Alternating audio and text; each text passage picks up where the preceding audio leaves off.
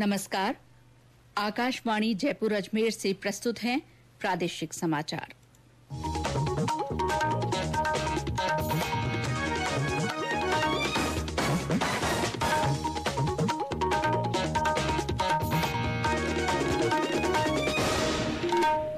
मुख्य समाचार। प्रधानमंत्री नरेंद्र मोदी ने कहा, राज्यों के साथ मिलकर लंपी बीमारी पर नियंत्रण के प्रयास, स्वदेशी टीका तैयार। लोकसभा अध्यक्ष ओम बिरला और केंद्रीय रक्षा राज्य मंत्री अजय भट्ट ने आज कोटा में नेशनल एमएसएमई डिफेंस कॉन्क्लेव और प्रदर्शनी का औपचारिक उद्घाटन किया। केंद्रीय जल शक्ति राज्य मंत्री विश्वेश्वर टूडू ने उदयपुर में जल जीवन मिशन और केंद्र सरकार की विभिन्न योजनाओं की प्रगति की समीक्षा की। मुख्यमंत्री अशोक गहलोत ने कहा, वे अनुशासित सिपाही की तरह हाई कमान के आदेश का पालन करेंगे। और राजीव गांधी ग्रामीण ओलंपिक खेलों की ब्लॉक स्तर पर शुरुआत।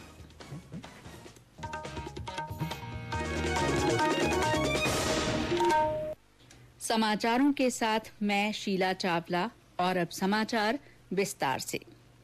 प्रधानमंत्री नरेंद्र मोदी ने कहा है कि छोटे डेयरी किसानों के सामूहिक प्रयासों से भारत दुनिया में सबसे अधिक डेयरी उत्पादन वाला देश बन गया है। ग्रेटर नोएडा में विश्व डेयरी सम्मेलन का उद्घाटन करते हुए प्रधानमंत्री ने कहा कि भारत का डेयरी क्षेत्र बड़े पैमाने पर उत्पादन की बजाय बड़े जनसमूह द्वारा उत्पादन करने के लिए जाना जाता है। श्री मोदी ने कहा कि 2014 में देश में 14 करोड़ 60 लाख टन दूध का उत्पादन हुआ था, जो अब बढ़कर 21 करोड़ टन हो गया है। प्रधानमंत्री ने कहा कि डेयरी क्षेत्र ग्रामीण अर्थव्यवस्था को गति देने के साथ साथ दुनिया भर के करोड़ों लोगों की आजीविका का एक प्रमुख स्रोत भी है। डेयरी सेक्टर का सामर्थ्य न सिर्फ ग्रामीण अर्थव्यवस्था को गति देता है, बल्कि ये दुनिया भर में करोड़ों लोगों की आजीविका का भी प्रमुख साधन है। मुझे विश्वास है ये समिट आइडियाज, टेक्नोलॉजी, एक्सपर्टाइज और डेयरी सेक्टर से जुड़ी परंपराओं के स्तर पर एक दूसरे की जानकारी बढ़ाने और एक दूसरे से सीखने में बहुत बड़ी भूमिका निभाएगी। प्रधानमंत्री ने कहा कि डेयरी क्षेत्र में 75% योगदान नारी शक्ति का है। उन्होंने कहा कि सरकार एक संतुलित डेयरी पारिस्थितिकी तंत्र विकसित करने पर ध्यान दे रही है। उन्होंने कहा कि डिजिटल क्रांति डेयरी क्षेत्र तक भी पहुंची है और डिजिटल भुगतान प्रणाली दुनिया भर के किसानों की मदद कर सकती है। प्रधानमंत्री ने कहा कि पिछले कुछ वर्षों में लंपी त्वचा रोग मवेशियों के लिए खतरा बना हुआ है। केंद्र सरकार राज्यों के साथ मिलकर इस बीमारी पर नियंत्रण का प्रयास कर रही है। मवेशियों का जीवन बचाने के लिए स्वदेश में ही टीका तैयार कर लिया गया है। प्रधानमंत्री ने कहा कि वर्ष 2025 तक डेयरी के सभी पशुओं को मुंहपका खुरपका रोग से बचाने के लिए टीका उपलब्ध करा दिया जाएगा। सम्मेलन 15 सितंबर तक चलेगा। इसमें उद्योगपति, विशेषज्ञ, किसान और नीति नियोजक भाग ले रहे हैं। सम्मेलन का विषय है पोषण और आजीविका के लिए डेयरी। सम्मेलन में 50 देशों के लगभग 1,500 प्रतिनिधि भाग ले रहे हैं। उदयपुर की एक डेयरी किसान लक्ष्मी चौबीसा ने कहा कि सम्मेलन में साझा किए गए विचार उनकी मदद करेंगे और उन्हें आत्मनिर्भर बनाएंगे। पहले हम खुला दूध देते थे, पैसे बचते ही नहीं थे। अगर हम किसी कंपनी में दूध दे रहे हैं और उसके सदस्य जुड़े हुए हैं तो वो दूध हमारे कंपनी में जा रहा है, तो और जो पैसे होते हैं वो भी हमारे खाते में आ जाते हैं 1 महीने में 3 बार। इससे हमें कोई भी बड़ा काम करते हैं हमें फायदा मिलता है। छोटा बड़ा काम होता है हम बैंक से पैसे कभी भी ला सकते हैं, बच्चों को पढ़ा सकते हैं, लिखा सकते हैं। तो पशुपालन एक से हम 2 भैंस भी ला सकते हैं, 3 भी ला सकते हैं। तो हम इससे हम बेरोजगारी मिटा सकते हैं और आत्मनिर्भर बन सकते हैं। लोकसभा अध्यक्ष ओम बिरला और केंद्रीय रक्षा राज्य मंत्री अजय भट्ट ने आज कोटा में नेशनल एमएसएमई डिफेंस कॉन्क्लेव और प्रदर्शनी का औपचारिक उद्घाटन किया। रक्षा प्रदर्शनी कल से शुरू हो गई थी, जिसको कोटा और आसपास के क्षेत्रों, स्कूल और कोचिंग के विद्यार्थियों ने उत्साह से देखा। लोकसभा अध्यक्ष ने कहा कि देश में रक्षा उपकरणों के उत्पादन को बढ़ाने में एमएसएमई और स्टार्टअप्स की अहम भूमिका है। उन्होंने कहा कि देश में सरकारी और निजी कंपनियां एमएसएमई को साथ लेकर उत्कृष्ट रक्षा उपकरण और सेवाएं दे रहे हैं। इससे देश की घरेलू आवश्यकताओं की पूर्ति के साथ निर्यात भी हो रहा है। श्री बिरला ने कहा कि कोटा के एमएसएमई उद्यमियों को रक्षा क्षेत्र में काम कर रही सरकारी और निजी कंपनियों के साथ इंटीग्रेट किया जाए, जिससे यहां भी रक्षा से जुड़े उद्योग पनप सकें।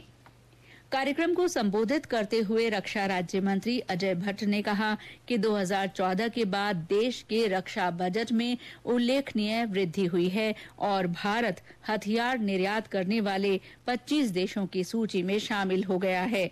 उन्होंने कहा कि प्रधानमंत्री नरेंद्र मोदी के नेतृत्व में सरकार एमएसएमई और स्टार्टअप्स को मदद करने वाली नीतियां बना रही है। सबसे बड़ी बात यह है कि हम आत्मनिर्भर भारत आज जो मोदी ने एक मंत्र दिया था उस पर बहुत आगे बढ़ गए हैं। आज सारा विश्व हमारी तरफ देख रहा है। ऐसी ऐसी चीजें आज हमारी एमएसएमई बना रही हैं, हमारे डीपीएसयूज बना रहे हैं कि दुनिया के लोग हमारी ओर टकटकी लगा के देख रहे हैं कि भारत इतने आगे कैसे बढ़ गया है। हर क्षेत्र में हम आगे बढ़ गए हैं। आज हम जल में, थल में, नभ में पूरी तरह से मजबूत हैं। किसी की हिम्मत नहीं है कि भारत की तरफ आंख उठा के देख सके। और एमएसएमई जो सेक्टर बिल्कुल कोरोना के बाद नीचे आ गया था, माननीय प्रधानमंत्री जी ने उसको बहुत बल दिया। रक्षा राज्य मंत्री ने आग्रह किया कि इस कॉन्क्लेव के माध्यम से कोटा सहित राजस्थान के एमएसएमई और स्टार्टअप भी रक्षा क्षेत्र में अपने लिए अवसरों की तलाश करें और देश की आत्मनिर्भरता की यात्रा में सक्रिय सहभागी बने। रक्षा मंत्रालय के अतिरिक्त सचिव संजय जाजू ने कहा कि कोटा के एमएसएमई उद्यमियों और स्टार्टअप्स को सरकार द्वारा दी जा रही सुविधाओं का लाभ लेना चाहिए। सड़क परिवहन और राजमार्ग मंत्री नितिन गडकरी ने अमेरिका के निवेशकों से भारत में सड़क और राजमार्ग परियोजनाओं में निवेश करने का आह्वान किया है। श्री गडकरी ने अमेरिका और भारत की साझेदारी को स्वाभाविक बताया है। उन्होंने कहा कि दोनों देशों ने परस्पर आर्थिक वृद्धि में योगदान दिया है। आज नई दिल्ली में भारत अमेरिका आर्थिक शिखर सम्मेलन का वर्चुअली उद्घाटन करते हुए श्री गडकरी ने कहा कि इस सम्मेलन का विषय है अगले 25 वर्ष के लिए नया कार्यक्रम। उन्होंने कहा कि इससे दोनों देशों के बीच संबंध मजबूत करने की रूपरेखा तय होगी। चीन में भारतीय दूतावास ने चिकित्सा पाठ्यक्रमों के प्रवेश के इच्छुक विद्यार्थियों के समक्ष आने वाली विभिन्न चुनौतियों के संबंध में विस्तृत परामर्श जारी किया है। दूतावास ने 2.5 साल के बाद पढ़ाई पूरी करने के लिए चीन लौटने की प्रतीक्षा कर रहे विद्यार्थियों और उनके अभिभावकों द्वारा पूछे गए प्रश्नों के संदर्भ में ये परामर्श जारी किया है। भारतीय दूतावास ने कहा है कि चीन में स्नातक चिकित्सा पाठ्यक्रम में प्रवेश के इच्छुक भारतीय विद्यार्थियों को विदेशी चिकित्सा स्नातक परीक्षा में बैठने से पहले चीन में डॉक्टरी करने के लिए लाइसेंस प्राप्त करना अनिवार्य होगा। कल जारी परामर्श में भारतीय दूतावास ने स्पष्ट किया है कि भारतीय विद्यार्थियों को राष्ट्रीय पात्रता सह प्रवेश परीक्षा नीट भी पास करनी होगी। चीन के विश्वविद्यालयों में पंजीकृत 20,000 से अधिक छात्र कोविड प्रतिबंधों और चीन के लिए भारत से सीधी उड़ान न होने की वजह से 2.5 साल से अधिक समय के बाद चीन लौटने का इंतजार कर रहे हैं। ये समाचार आकाशवाणी जयपुर अजमेर से प्रसारित किए जा रहे हैं। केंद्रीय जल शक्ति और जनजातीय मामलों के राज्य मंत्री विश्वेश्वर टूडू ने आज उदयपुर में जल जीवन मिशन और केंद्र सरकार की विभिन्न योजनाओं की प्रगति की समीक्षा की। उन्होंने अधिकारियों से जल शक्ति अभियान, पेयजल आपूर्ति की स्थिति, बांधों में पानी की आवक पर चर्चा की। केंद्रीय मंत्री ने जनजातीय क्षेत्रीय विकास विभाग के अधिकारियों से छात्रावासों, विद्यालयों, विभिन्न परियोजनाओं की स्थिति की जानकारी ली। बैठक में जिला कलेक्टर ताराचंद मीणा, विधायक फूल सिंह मीणा, प्रताप लाल गमेती, अमृत लाल मीणा सहित अन्य जनप्रतिनिधि मौजूद रहे। मुख्यमंत्री अशोक गहलोत ने कहा है कि संकट की घड़ी में वे अनुशासित सिपाही की तरह हाईकमान के आदेश का पालन करेंगे। आज चूरू के राजगढ़ में मीडिया से बातचीत में कांग्रेस पार्टी का राष्ट्रीय अध्यक्ष बनाए जाने की खबरों पर श्री गहलोत ने कहा कि उन्होंने कभी किसी पद के लिए लॉबिंग नहीं की। इससे पहले राजगढ़ में ब्लॉक स्तरीय राजीव गांधी ग्रामीण ओलंपिक खेलों के कार्यक्रम में श्री गहलोत ने कहा कि वे बार बार बच जाते हैं, इसीलिए उन्हें अभी तक प्रदेश की ओर सेवा करना लिखा है। हेलीकॉप्टर गिरना, स्टंट लगना, सरकार जाते हैं तो बच गई हमारी, लगता है अभी मेरे और सेवा करना दिखा इसलिए आप सबकी दुआओं से मैं हर बार बच जाता हूँ। इससे मैंने एक मीटिंग में कहा 3 दिन पहले, भाई मैं राजस्थान वासियों की चाहे मैं कहीं भी रहूं, कुछ भी रहूं, कुछ बनूं या नहीं बनूं, पर मैं आपकी अंतिम सांस तक सेवा करता रहूंगा राजस्थान वासियों की। मैं करना चाहता हूँ, यही मेरी भावना है और मैं उम्मीद करता हूँ आप सबके आशीर्वाद से हम लोग कामयाब होंगे। प्रदेश में राजीव गांधी ग्रामीण ओलंपिक खेलों के ब्लॉक स्तर के मुकाबले आज से शुरू हुए। ये प्रतियोगिताएं 17 सितंबर तक चलेंगी। मुख्यमंत्री अशोक गहलोत ने चूरू जिले के सादुलपुर और राजगढ़ में ब्लॉक स्तरीय प्रतियोगिताओं का शुभारंभ किया। इस मौके पर श्री गहलोत ने कई विकास कार्यों का शिलान्यास भी किया।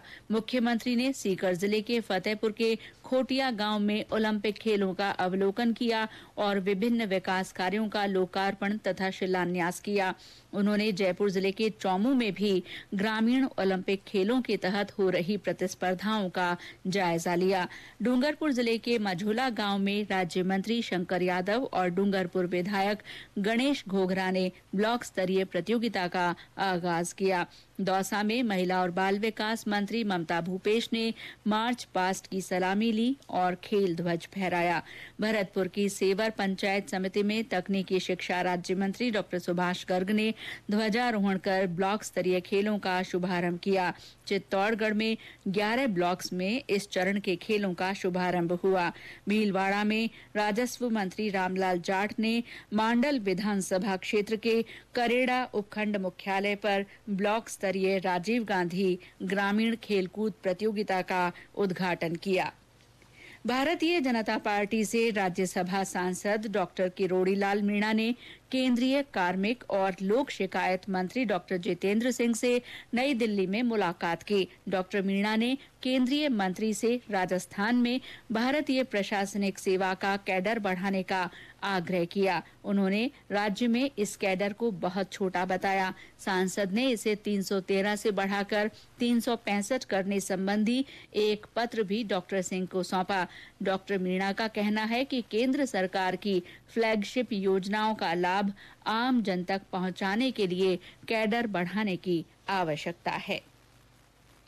और अब मौसम। प्रदेश में मानसून एक बार फिर सक्रिय हो गया है, जिसके चलते पिछले 24 घंटे में कई जगह बारिश हुई है। आज भी बीकानेर, जैसलमेर, बाड़मेर, चूरू, नागौर, डूंगरपुर, बांसवाड़ा, जोधपुर समेत कुछ अन्य जिलों में हल्की से मध्यम बारिश हुई है। बिजली गिरने से कई मवेशियों की मौत हो गई।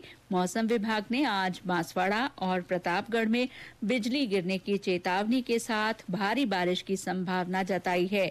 इसके अलावा बारां, बूंदी, चित्तौड़गढ़, झालावाड़, बाड़मेर, बीकानेर, जालौर तथा जोधपुर जिलों में बिजली गिरने की आशंका है। मौसम केंद्र जयपुर के निदेशक राधेश्याम शर्मा ने बताया कि राज्य के अधिकतर भागों में अगले 4-5 दिन हल्के से मध्यम बारिश के आसार हैं। और अंत में मुख्य समाचार एक बार फिर।